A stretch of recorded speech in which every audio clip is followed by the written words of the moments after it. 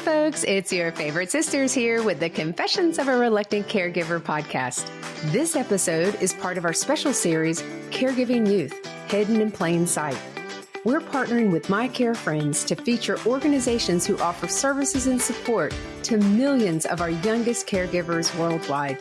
Now, let's listen in as we learn more about these amazing organizations. It's your favorite sister here. It's not JJ, it's Natalie. And we are here with my favorite brother, Todd Keats, for the Caregiving Youth Hidden in Plain Sight special series. Todd, I am so excited about today's educational episode. I'm right with you, Nat. This has been a long time coming, and we're really excited to be here to talk with Marvell and Toni about this important policy topic. Policy sometimes people think is not really sexy. Honestly, it's like, we're talking politics. I'm like, and it's really hard to make change. And people can feel really overwhelmed by the idea of how do I make regulatory change? And I don't really understand 3-branch process. And people are like, I don't even know what that means. And so I think we have amazing panelist guest from Marvell Adams and Toni. I want to make sure that I do not Gingerelli. Is that right? You got it. Heck yeah, man. Give myself a high five over here. From Marvell from the Community Action, Caregiver Action Network, and Toni from the National Alliance for Caregiving. And so, Todd, I'm going to go ahead and introduce our guests, give a little bit of background about them. And because they're powerhouses and I don't want to delay. I don't want to waste time, people yipping lips and me flapping. So let's get started. Friends, Marvell Adams with the Caregiver Action Network is a highly skilled, I love that in your bio. He's highly skilled. I love that about you, Marvell. Advocate. Yeah. He is highly skilled. I can attest to that. Advocate, educator, and leader. He has a lifelong commitment to serving caregivers, marginalized communities, and older adults. He has shown dedication to serving caregivers. I love this since high school. And now it makes sense because I think you were a youth caregiver and that you showed dedication to serving caregivers. You became fascinated with Alzheimer's disease while completing a biology report. That's really interesting. That's really actually interesting. Grade. You know what? 9th grade's very, instrumental in lives. So, but throughout your 20-year career, you have been committed to serving caregivers and older adults. In Marvell coaches and practices highly trained dementia skills, which is fantastic. And then, of course, you have an extensive understanding and teaching the perspectives and needs of persons living with dementia. So that is very near and dear. I love that you, diversity, equity, inclusion, belonging, and accessibility are central themes. And that all speaks to my heart. It's what he believes in, and he dedicates himself to fostering equity in caregiving for all. And I am all about being some inclusive friend. So thank you, Marvell, for being here. And Toni Gingerelli. She is new to the National Alliance for Caregiving, but she is not new to the scene. So I'm going to tell you, Toni is the Director of Policy and Advocacy at the NAC, where she helps guide the organization's work to translate research into policy action on behalf of the 53 million unpaid family caregivers. Toni oversees the operations and advises strategy on Act on RAISE, a national campaign focused on accelerating implementation of the national strategy to support family caregivers. If you don't know what that's about, you need to know. There's a lot of recommendations. It's very impactful. Toni's going to give us the, 411 on that. And really excited about that. Toni has an extensive background in policies and making change. And she is also a huge advocate for gender equality. Love you too, Toni. Thank you. So happy to have both of these folks. And then Todd, we were supposed to have Rita here with us. We were, and unfortunately, Rita's had a family emergency this week and can't join us. Rita is responsible for policy and legislation. She's a lobbyist for AACY, the American Association of Caregiving Youth, which I'm grateful to be a part of on their National Advisory Council. And so they are, they're an organization. They were the first organization that was involved in caregiving youth. And it's great that their time has come, all the time and effort that Connie Siskowski, who was a 2012 CNN hero. Wow. And it's awesome that the time has come for this. And I'm so glad to be here with Marvell, Toni, and of course, you, my favorite sister. Oh, thanks. Thanks. Well, let's jump right into our questions, because now that we know we brought the best of the best, it's time to let the best speak. Todd? Yeah, absolutely. So let's touch a little bit. We know what we know, but we don't know what we don't know, as the saying goes. And when you talk about it, there's the last research that was done it says that there's 5.4 million caregiving youth in this country. We know that number is significantly larger, significantly.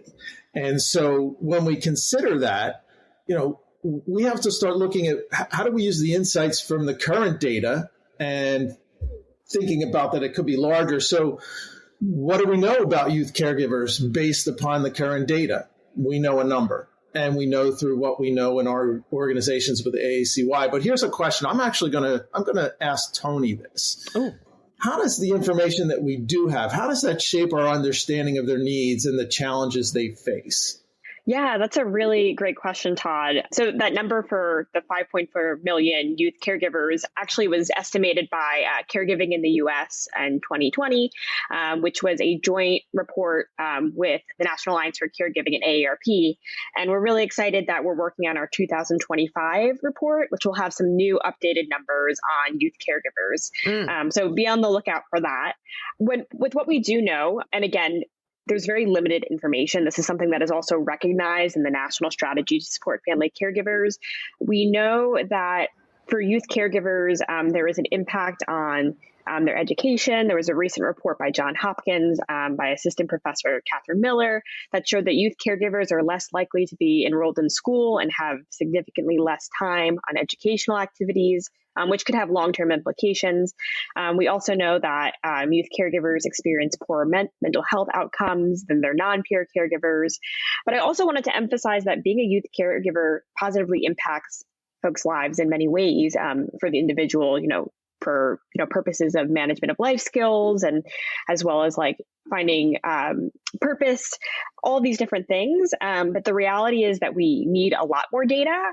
And part of the work that we're doing with NAC is around data advocacy. How are we really pushing forward, showcasing the need that we have for increasing the data around youth caregivers? Because at the end of the day, data informs a lot of the policy. But what we can do right now is bring in youth caregivers' voices to the conversation, whether that's bringing them to the Hill, which we've tried to do with NAC, or helping them in their, building up their leadership capacity at the state level, and finding other ways to involve them to help inform the conversation.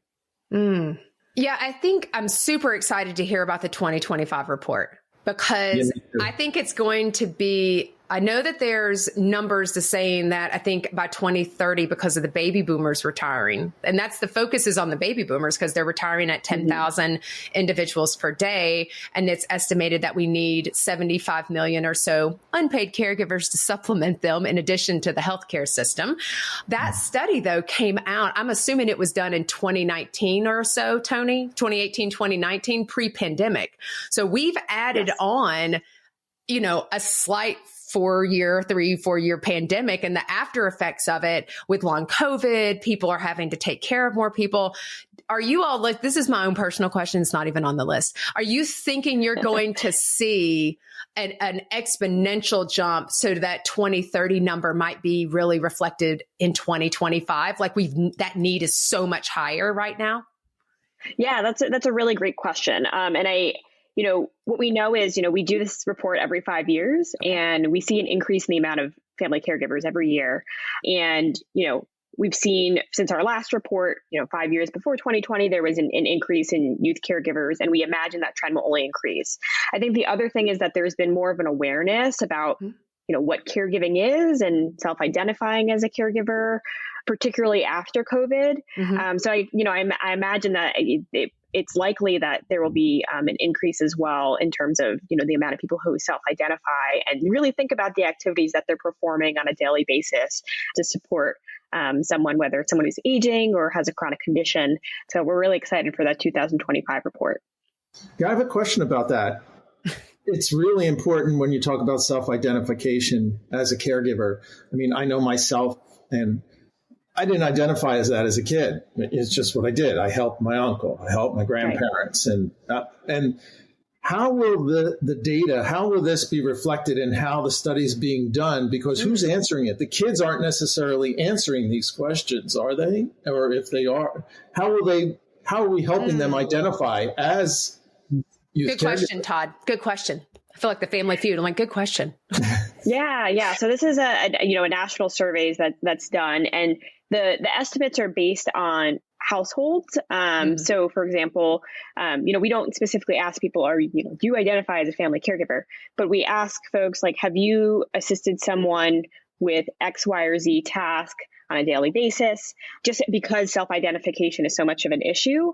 And then from there, we're able to assess that based off of, estimates from, the household in terms of like how many, children are in the home and things of that nature. So our research team could definitely, I think that'd be a really interesting conversation to have with them about caregiving in the U.S., particularly when 2025 comes out, about how all of those numbers are calculated. But they're based on estimates from the amount of adults that we have filling out the survey.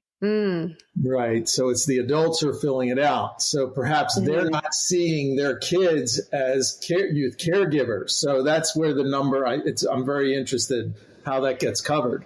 Yeah. And, one thing I will add real quickly, because I think it's important is, I know we're going to talk about your policy solutions, but I think it is important that we're asking youth themselves, right? And, Connie at AACY has, been able to do a little bit of this in Florida, but one of the things that we can look at is, using school health assessments, right? So these are assessments that help to identify strengths and weaknesses of school health policies and programs, and kind of provide this snapshot of what's happening for students in the school system. And, having a question about youth caregiving, how do you help someone at home with X, Y, or Z activities to help, inform the conversation and provide schools with the information they need to be able to actually be resources to youth caregivers is, I think, a great place to start.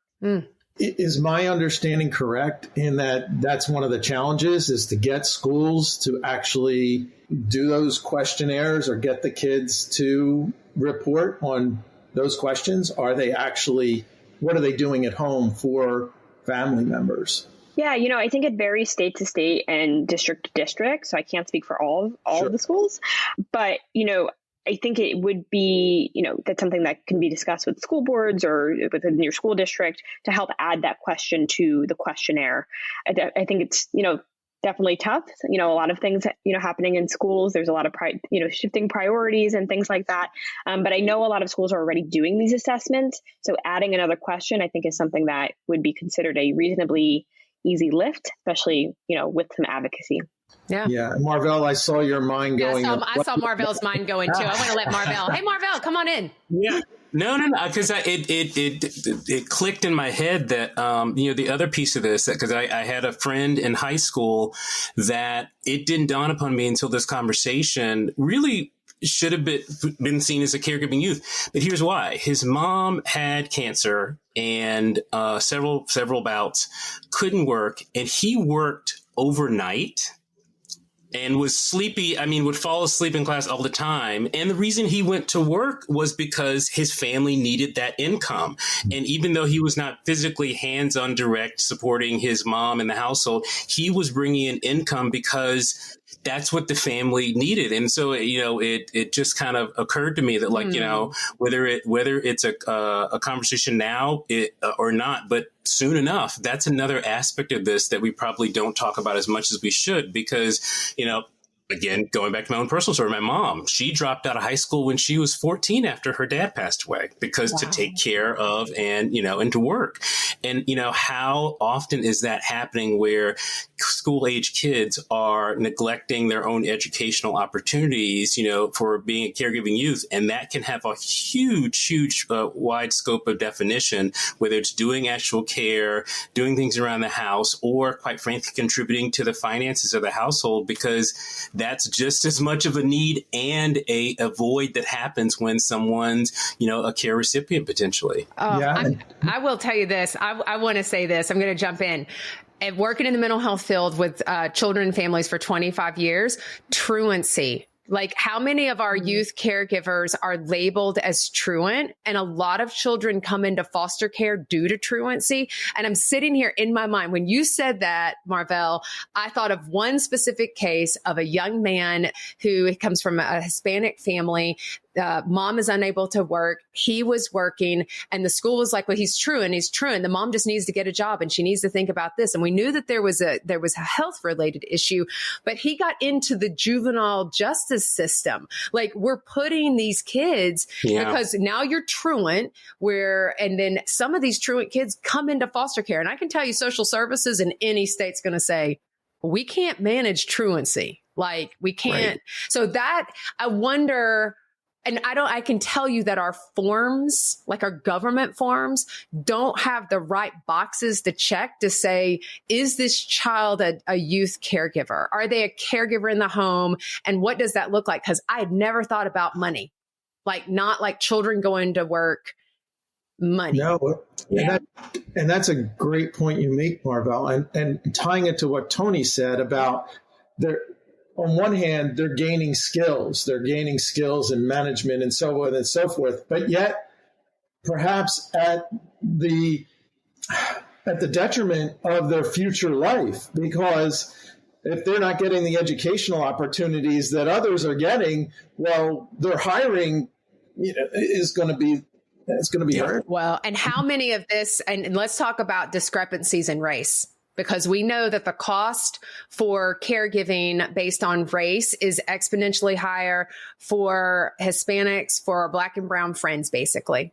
Like I think it was AARP had about $7,250, give or take, is about the annual cost of caregiving for unpaid caregivers. And I think that jumps to between $11,000, $12,000, give or take, for individuals, our non-Caucasians. I'll just leave it super wide open. Non-Caucasians. And then you have access. And so it also means that they're going to have a harder time with mobility and breaking poverty. And so I think, I'm like, ooh, I get hot on this. I think this is so important. The study is so important that NAC is doing. And then, because I'm going to call out my friends who are superintendents, the school board members, like, guys, we need the education system to jump on so that we can really identify. Because Marvell, I know that you guys have a help desk. Like, I'm thinking about like this, the NAC is heavy in policy, and you guys are all like a different type of help. And I want you to kind of jump in on that. Like, how can the help desk, and what are some of the things that you guys are doing to support each other? Because I know you guys are supporting each other's work. Yeah. And so that's one of the things, our help desk, which is more than a help desk, I know, right? So it's, folks, if you, right now, or after you listen to this podcast, wanted to call 855-227-3640, or you could go to our website, caregiveraction.org, where you can do a web chat or an email. So, multi-modal in the way that you can engage. But the whole point of it is, we say to folks is that if you're a caregiver, call, period. Reach out, period. It doesn't across the lifespan. Don't ever think to yourself, and we have this all the time, well, I'm not sure if I'm a caregiver. It's like, look, if you ask yourself that question, you're a caregiver, period. I don't know if anybody, I've never found an instance where a person went, I'm not sure if my caregiver, and anything they said after that was anything but absolute caregiving day in and day out. And so when we offer up these resources, and essentially it's a point of entry for folks, where if you're not sure where to start, if you're a youth caregiver, if you are a long distance caregiver, if you are going through your third, fourth, fifth, 10th episode of caregiving, we have one of our board members whose mother has MS, and our board member has been a caregiver for more than half her life. Wow. For her mom. So you can imagine that the number of episodes, the different situations that come up really can lead people kind of back on their heels. And so what we say to them is like, give us a call, because sometimes you may discover it's just a conversation and just to get something off your chest or to get some mental health support. Yep. Sometimes it might be recognizing that your local AAA is doing something different in Sacramento than they are doing in Denver. And so we can help you, guide you to that, but understanding that you are not alone. And so really having the absolute understanding that self-recognition is a big part part of this, because as we all know, half the people out there that do some sort of caregiving role or responsibility do not recognize themselves as a caregiver. And so from the RAISE action, from the national strategy, understanding that self-recognition is a huge part of that first phase of making sure caregiving is on a larger scale. But from our health desk perspective, we really do partner and figure out ways with our team of social workers to support individuals and have them understand, look, thank God you called. We want to help you as much as possible. Call tonight, tomorrow, the next, whatever you need to do, because from our perspective, if we can provide them with resources and enable them to be connected, not just to resources, but to others, to local support groups, to online virtual meetings, then they are more equipped to be not only great caregivers, but definitely as equally as important is that they also are being reminded and encouraged and guided to take care of their own selves. Because without doing that, and you all know this, you get on a plane, what do they say? Put on your mask before you put on the mask of your child or someone else. And it's the exact same scenario that if you burn yourself out, and if you're a youth caregiver, I mean, think of the stuff that piles up. You're talking about school. You're talking about being a caregiver. You're talking about all the stuff that happens regarding homework, extracurriculars. I mean, and teenaging. Being a teenager. Hard. It was easier when we were younger, Marvell. It was easier when we were younger. There was no record of it either. Oh my gosh, so, ain't that the truth? Woo. Yeah. So it's just, there's all those aspects of it. And being able to have this resource for us is really being able to say to that 16-year-old who's working overnight to be able to support the family that, one, you're not alone, and that there is help for you, even if you think as a 16-year-old with a mom that has a younger onset Alzheimer's, that there's nobody on this earth that is similar to you. Guess what? There unfortunately are a lot of individuals that are in similar circumstances, but the thing that's even more similar is them not recognizing that they should and could be reaching out for help. I'll say this, one of the things, because, Toni, you mentioned this, and this was my perception going into this. I was so concerned about having youth share their experiences and it being very triggering, and that was going to be very traumatizing. I'm very much a trauma-informed care person because I'm a social worker by trade. And I'm always, the questions and how we structured them were trauma-informed. These kids are actually they were the opposite of what I would have thought they would have been. A lot of opposite, because a lot of people think they're going to have mental health issues. They're going to have truancy. And so those kids absolutely exist. There's a lot of them. Okay. They're also very well hidden. I think the other really hidden kids are the overachievers. So Kaylin was just on. I can tell you, when you hear Aditya from Carers Trust, he's from the UK. This kid, I'm going to tell you, I'm like, he could run for prime minister. He's already presented before the House of Lords. The girls from, the young ladies from Canada, the girls from Australia, these kids are the most overachieving kids. And that's the other side of it. And that's still a mental health piece too. Like, let's be really clear. Just because the kids are doing really well in school and they're not having any behavior problems and they're doing it all, those kids, the ones, think about your educators. You spend your time on the kids that are giving you problems. Well, that's so true. And you think about, just in general, think about the expectations on those kids, expectations of kids who are overachievers just in general, but those who are also caregiving youth, just think about that and their expectations. They don't want to disappoint anybody that are going on. So the challenges of that, we could get into a whole other rabbit hole related to mental health, suicide, exactly, related to that. But it's a great point, Nat. Well, I love this. Heck, this could have been the whole policy thing, but there's some more questions to ask. I'm like, oh my gosh. I got to be mindful of my conversation. This is so good. Okay. So data is so important because it informs what we do, our policy, and it informs actually where dollars are put. So thank you guys for collecting that data. Let's talk about policies. So Toni, you mentioned, there's a whole bunch of cool acronymed strategies because the president has been putting out stuff. He put out, I think it started about 2 years ago, and they've just been putting out things for caregivers in general. So national strategy around that. But then you've got grandparents and kinship, because that's where it starts crossing over into foster care and mental health. So why don't you talk about some of the national strategies, some of the politics, the policies that are being put out? We'll talk with both of you guys about how you guys are responding to that. But Toni, why don't you start? Yeah, absolutely. So I think to start, it would be helpful to give a little bit more background on, the national strategy to support family caregivers. So the national strategy was developed jointly by advisory councils created by the Raise Family Caregiving Act and the Supporting Grandparents Raising Grandchildren Act, and with extensive input from the public, including family caregivers, the people that they support. This strategy was created, and it's essentially a comprehensive roadmap of, how to better support family caregivers. And it represents the first time that the federal government has collaborated with the private sector on a response to, this longstanding national need for a comprehensive system to support family caregivers. So within the national strategy, there are nearly 500 actions and 350 actions at the federal level, which is some of the work that NAC is actually focused on with our Act on Raise campaign, which is a campaign that brings together nearly 120 campaign partners to move forward implementation of the national strategy and also help inform the next iteration. So one of those things that we've really tried to focus on is, also making sure that diverse voices are at the table. And I think the first iteration did a really great job with this, but wanting to drive that forward even more so, and particularly with youth caregivers. If you read the national strategy, it talks about, how there really is a lack of data out there for youth caregivers, and gives, some recommendations.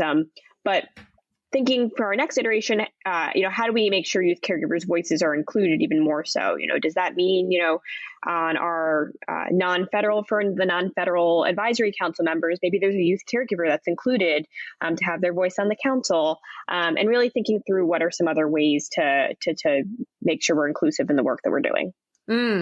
We got a couple of names probably could recommend. Yeah, Marvell. I was thinking that. Yeah. I got a couple of names. Marvell, how about you guys? What are your thoughts on those legislative landscape, especially around the strategies?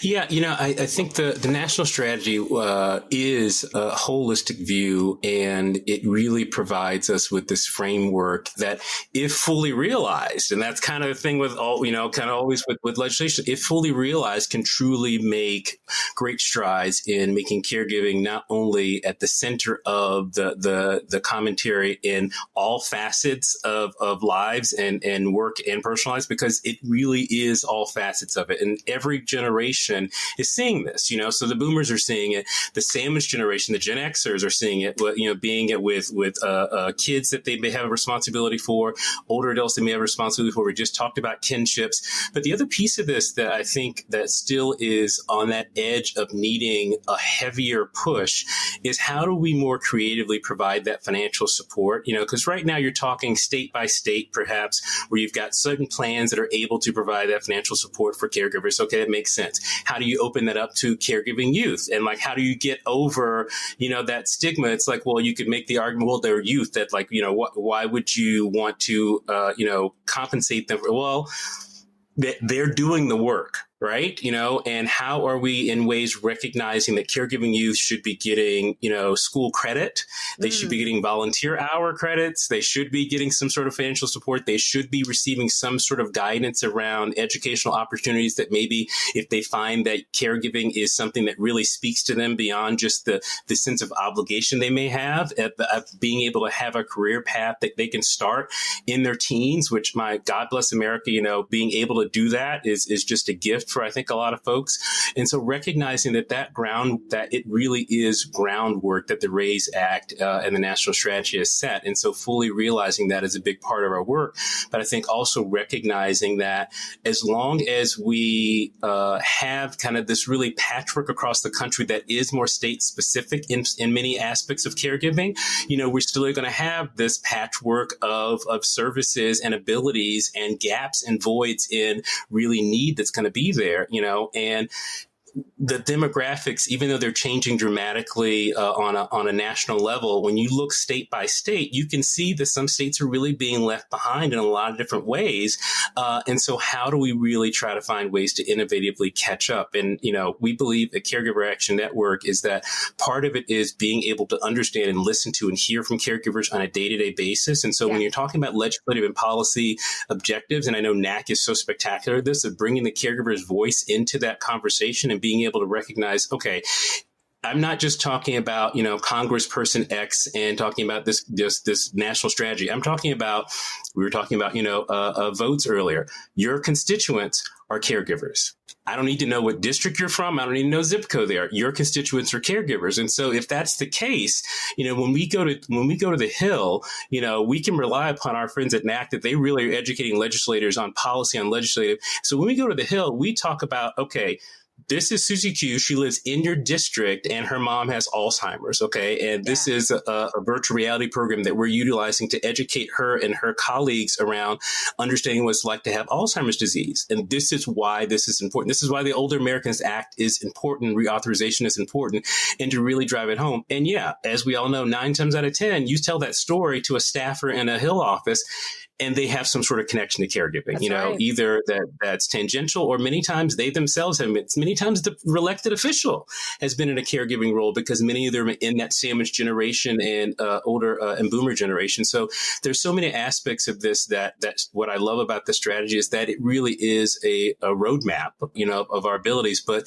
it's that ability to deliver on it. And as we always know, funding. You have to appropriate for it. To say, "Oh, we need some money." You have to appropriate for it every year, and you have to recognize that without that consistent support, you are taking away support that is needed. And we also make this case. Who do you think's helping keep rehospitalizations or hospitalizations down? Who do you think's helping with compliance with medications being taken?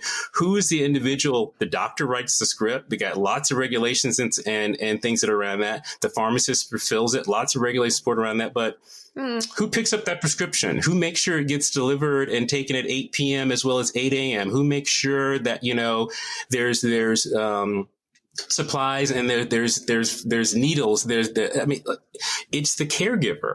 And so without that support, and recognizing the need for 75 million unpaid caregivers, like think about that statement, that our country needs 75 million people to go unpaid in order for our health system to function. Yes. That's a pretty shocking number, right? Yeah. And so recognizing that and being able to make the case to legislators through policy that, like, this isn't about, pork barrel politics. This is not about, writing in legislation that just like a razor sharp devoted towards a certain constituency. This is pervasively affecting the fabric of the U.S. and our ability to really thrive, because we need caregivers in order to support and also, quite frankly, ensure that individuals that want to and can remain independent longer and contribute and be productive can do so with the assistance of perhaps a care circle around them.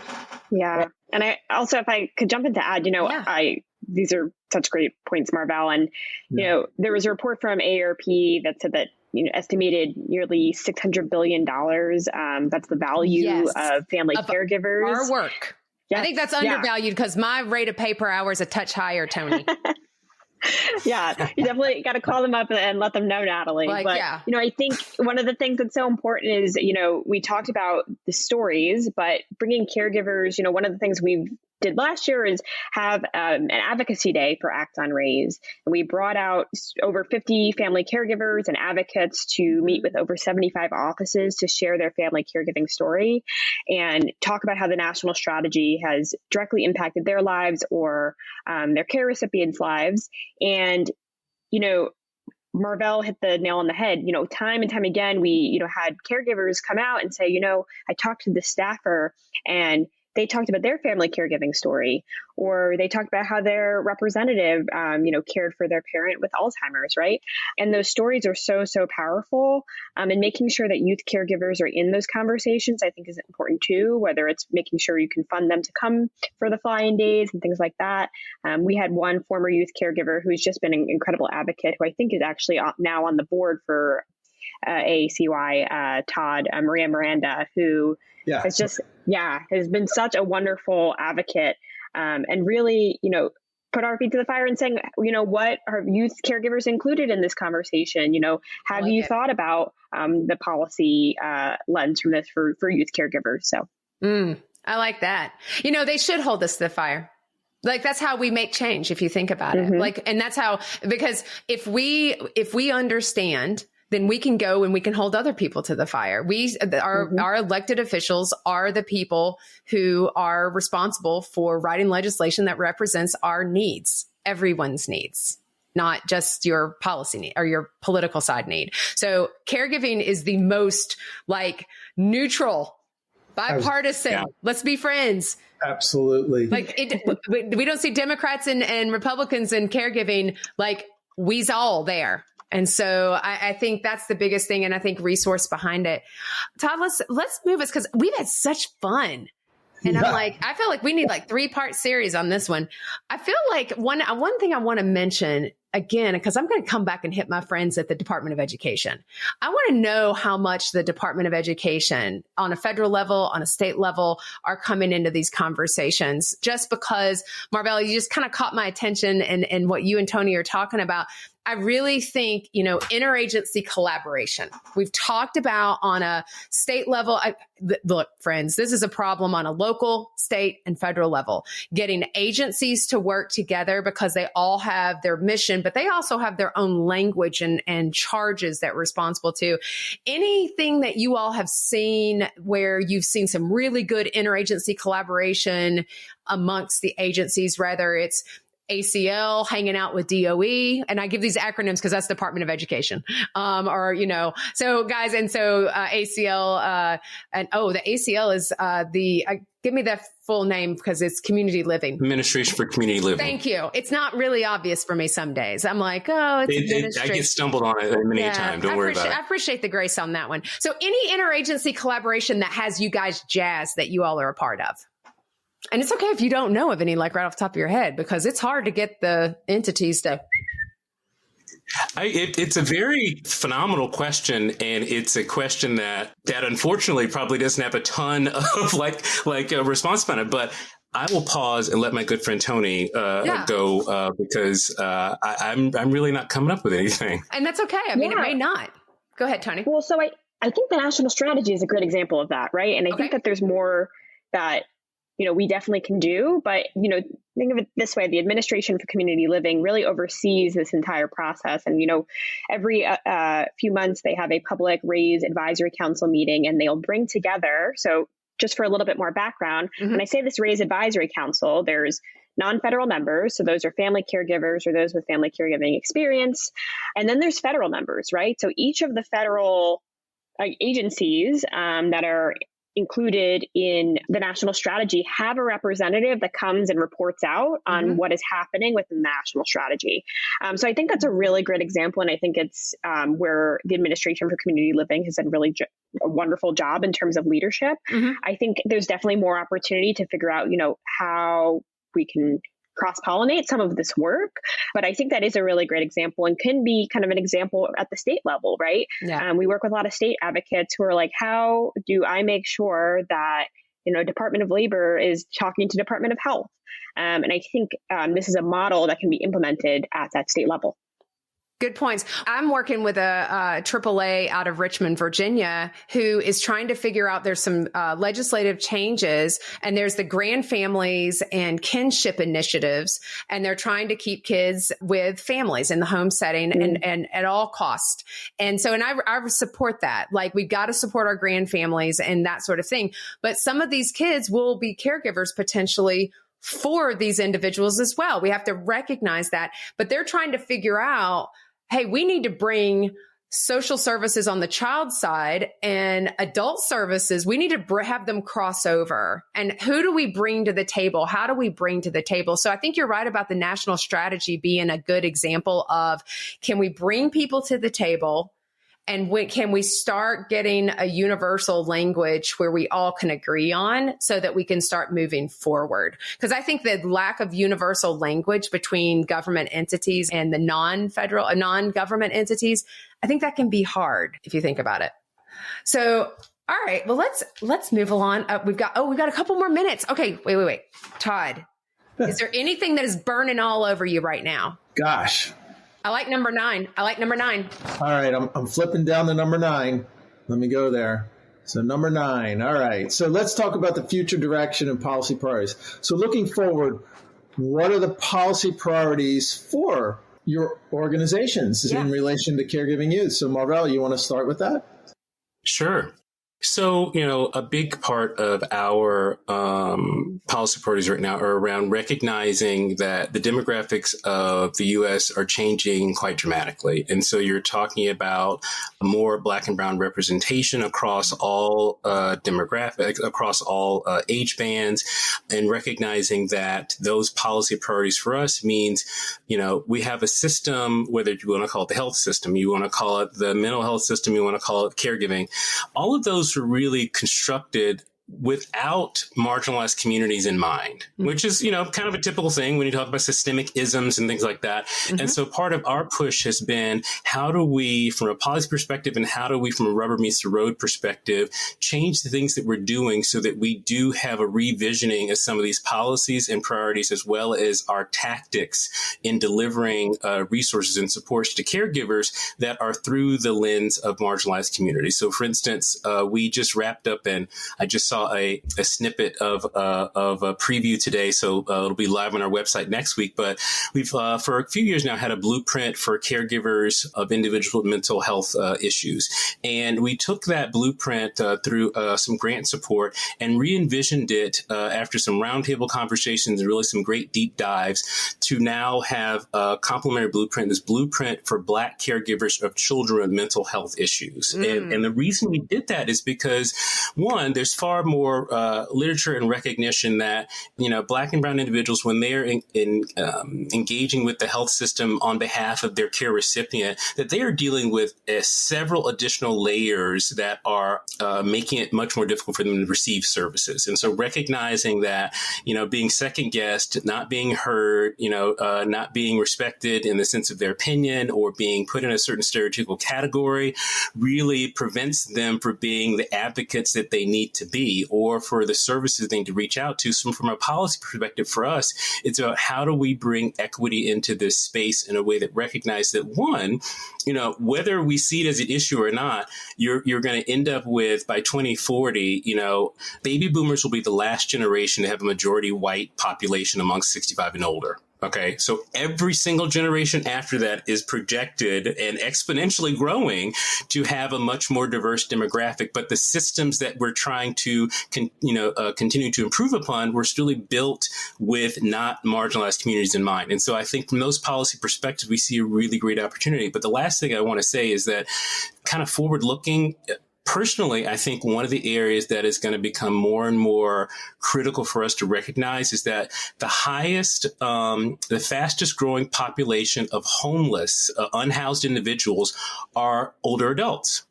And so you couple older adults being the fastest growing area of unhoused, you couple that with kinship relationships, youth caregivers, and you can see a problem that's going to start to rear its ugly head more and more because the second fastest growing group of unhoused individuals are teenagers. That's right. So you've got a really interesting kind of conflation of policies that I don't think we've even thought of how to start to address yet. I could be wrong about that. There's some really good models out there like Bridge Meadows out west. They do some really great work with kinship housing and bringing families together that are grandparents and kinships that are caring for younger adults, but recognizing that we really do have to start to think about housing alongside caregiving, because I don't know if we can have a construct for understanding what caregiving looks like for the unhoused, but it's happening. But we don't have eyes on it, and nor do we have a policy perspective that gives us the ability to address it or even to describe it to legislators. Oh, that just took me to church. You took me to church on that one. I'm going to tell you right now, you got me fired up on the housing stuff, because housing is a real problem in the U.S. and affordable housing. So let's just make it a little bit harder. Affordable housing. Let's talk about affordable housing. So, okay, Toni, I'm ready. So that's a hard one to follow, but I got you. I know you're on it. No, 100%. And no, Marvell, I think it's really important that, we think about how caregiving intersects with so many of these issues, from housing to voting access to food security. And I think, a lot of times we think of things in silos, but we really need to think of it through this intersectional approach. On the NAC side of things, data advocacy is something that is, in the blood of the National Alliance for Caregiving since its founding. And the national strategy recognizes that, as of 2022, there has been no major body of work to provide information about the experiences of caregiving youth. And, similarly, there's little information on the impacts of sibling caregiving. So promoting and advocating for finding ways to make sure that data is collected is something that is really important to us. I would also say that in terms of legislation, one piece of legislation that we've endorsed and are really excited about is, the Lifespan Respite Care Reauthorization Act. So for those who don't know, the Lifespan Respite Program empowers coordinated state systems to provide accessible community-based respite care services. In the Senate version of this bill, not only does it reauthorize funding, but it updates the definition of family caregiver to ensure more individuals can access support that really reflects the diverse caregiving landscape. And part of that is the definition to include caregiving youth, right? Which right now are not included. So that's something that we're following and we think really has some potential on the national level to have some impact. And then also, in our programs department, we are working on some reports related to mental health and caregiving, as well as transplant caregivers, which are inclusive of youth as well. And then the last piece that I'll also add is we recently launched a new initiative called the Caregiver Nation Network, which is really about creating this toolkit for supporting state leaders where there's already so much happening on the ground in the caregiving space, providing them with the resources they need to kind of get to the next level in their advocacy work. And part of that includes, peer-to-peer learning and caregiving peer-to-peer learning opportunities around caregiving policy issues, but also elevating their voices on the state and national policy agenda. This is good stuff. I really hope our friends at NASHP, National Academy of State Health Policy, that's where typically your government leaders go. And I know that conference is coming up. And then, of course, Advancing States, which is Home and Community-Based Services. That's a fantastic conference. These are great places, and I bring these up because there are different ways. And this is my last question, kind of as we conclude, what are immediate actions or ways that people can get plugged in? Like, how do I advocate? Because some people may say, hey, I'm not really that comfortable going and talking to my legislator. I'm not really sure. Apparently I have to have an elevator speech. It's like 60 seconds. So what are ways that you might say to our listeners, this is how you can get plugged in and use your voice? Marvell, any thoughts? Oh, Toni, you go first. Oh, sure. No, yeah. Sorry if I cut you off there, Marvell. But no. I'm deferring to you because I feel like I've been jumping in ahead of you. So, please, Toni, go ahead. Look at I love politeness. We love this. We love partnership. Yeah.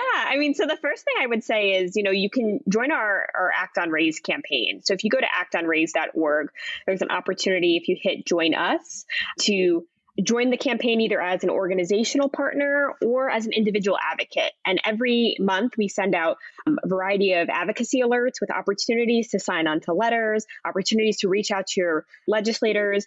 And we try to make it as easy as possible, right? And the reason we do that is we know the family caregivers are busy, right? We want it to be as easy as a template or just submitting your name to support things. So I would definitely say that's one place to start. And I would say the second thing is, call your legislators, right? You don't have to always have that exact pitch. You can talk a little bit about what your experience is. There are people at the offices who are there to listen. I was a chief of staff for a state senator for 2 years. And during that time, we would get calls all the time and people wonder, they're like, do people really track and what's happening? And they do. We note down when a constituent calls and has, see if there's an uptick on certain issues like caregiving or like labor or workforce development, right? So I think that's the second piece. And then the third piece is I just want to give a shout out to so many of the youth that are utilizing social media to share their stories and their voice. We've seen this with TikTok. We've seen this with Instagram, Twitter. They may not have necessarily the resources to get out there to the Hill, but social media is a great way to make your voice heard. And I appreciate the youth who have been leading the way on that work. Good point. Yeah, very good point. That's a very good point because our young little influencers know how to use their voice and have lots of hundreds and thousands of people that are following them and commenting. So, Marvell? No, I could not have said it better. I think that being able to start with what you have and where you are is the most important aspect of this. So if you see something like Tony's, if you see it on social media, forward it to your legislator. If you are sitting there and you want to just record a voice memo on your phone and email it to them, do it. Whatever makes it easier for you, because your stories and coming from your perspective, sharing your individual story as a constituent is really what moves the needle in elected offices. Period. For them to understand your story, one, it helps them to make the case, because we all know policy is not policy. Policy is storytelling. Every single time it's storytelling, at least the ones that are successfully passed, and some that don't. But recognizing that your story really does have a lot of power. And so don't minimize the fact that you may have had a good day or bad day or neutral, but recognizing that being able to share that perspective brings uniqueness to that storytelling aspect of policymaking, and being able to share that in a way that's easy for you with your legislators, with their offices, with your local city council, up and down, the ballot, as they say, is really an important aspect of it. But starting from where you are and not feeling as if it's this monumental task, but instead the story you have inside of you is really what's going to move the needle. Well said. That felt good. You guys are the best. Todd, I have been so blessed today. This has been incredible. I mean, it's great. The interaction's been great. We didn't even get to some of the questions. But they're so good. But you guys are so awesome, because you touched on all the little pieces that we knew we really were important. And I think you guys are going to have blessed so many people with your words of wisdom and guidance and recommendations. So I hope if you just take one thing away today and act on it, do that. Take one thing. You don't have to do them all.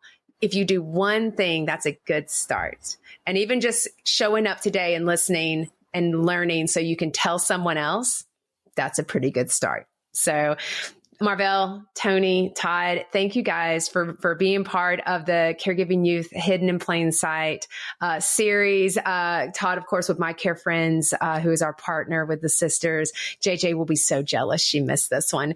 Guys, until we confess again, we'll see you next time. Thanks so much for listening. Well, friends, that's a wrap for today's educational episode. Thank you for listening to our special series, Caregiving Youth Hidden in Plain Sight. And don't forget to visit our website to sign up for our monthly newsletter, sign up for the free Sisterhood Advantage Discount Club, and of course, connect with us on Facebook, Instagram, LinkedIn, TikTok, Twitter, and Pinterest. You'll also find the video recording of all our episodes on the Confessions website and our YouTube channel. We'll see you next time when we confess again.